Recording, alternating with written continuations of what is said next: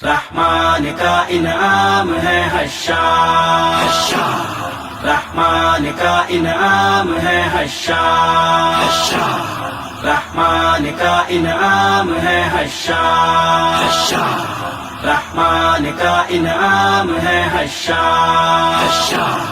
ہر اہل حدیث کی یہ دھڑکن کا ہے ساز، احسان الہی کی اس دور میں ہے آواز۔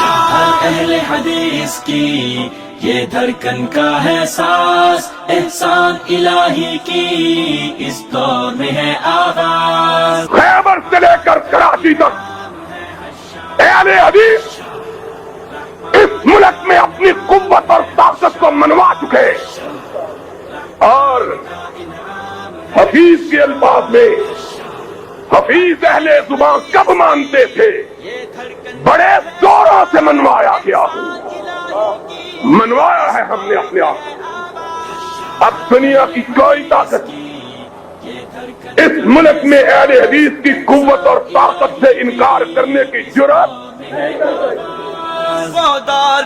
معزز سامعین گرامی قدر، آج کا یہ عظیم الشان اور فقید المثال اجتماع اہل حدیث کی قوت و طاقت کا مظہر ہے۔